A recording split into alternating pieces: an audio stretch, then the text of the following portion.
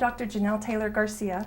Many of us have either heard of foreign exchange student programs or know families that have hosted a student. Maybe you know one or two of these students. However, you may have questions as to why these young people choose to come to the United States and come join us in our neighborhoods or in our U.S. schools.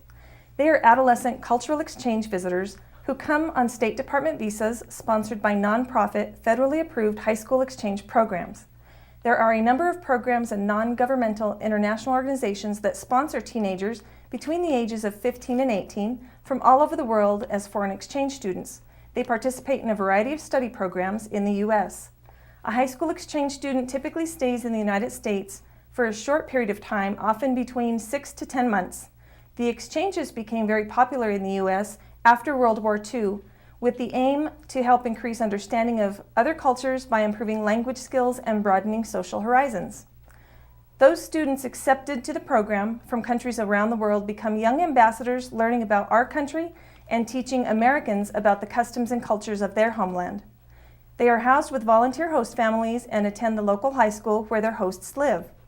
The families volunteer to welcome a student from a different place to live with them during the exchange period. Today we have some high school foreign exchange students who have spent the past year in New Mexico. They are here with members of their host families and program coordinators. Their sponsors include the American Scandinavian Student Exchange, ASSE, the Educational Resource Development Trust High School Program, ERDT Share, and the Council on International Educational Exchange, CIEE. Now we'd like to introduce them and let them tell you about themselves, their experiences interacting with other students in the U.S., and their thoughts about school and neighborhoods, and their feelings and views about the United States, and particularly New Mexico. Before we bring on the students, though, we would like to introduce you to their host parents, who would like to express their thoughts and tell you more about themselves and their experiences in hosting foreign students. So with me today, I have first off Mike Labonte, and Tom Evans, and actually a host brother who's part of a host family. We have Alex Baldemar. Welcome. Thank you. Thank you. Thanks. All right, let me start with you, Alex. Has your family hosted other students from foreign countries before? And if so, about how many and from what countries? Yes, they have. They've hosted one foreign exchange student previously. He was from Azerbaijan. And he was actually a very interesting person to get to know. You learn a whole lot out of that person. He was actually, in fact, able to speak about 5 languages.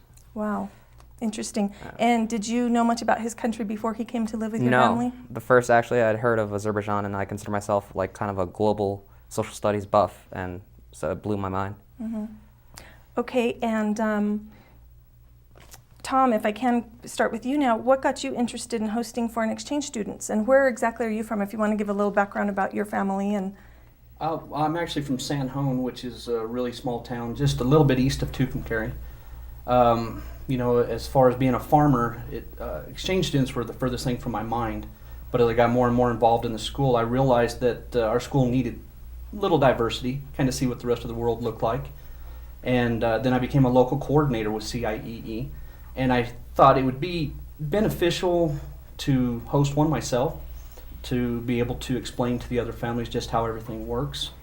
I thought it'd be kind of short-sighted not to do that, just to, just tell them, take a kid and I'll tell you what to do even though I've never done it before. had you placed students in other homes then prior to you hosting a student? No, I haven't yet, but I do have some families on the line, and after they got to know Christoph, our exchange student, they were very, very pleased, and everybody's always worried about what type of student they're going to get, and once they met him, all the apprehension went out the window.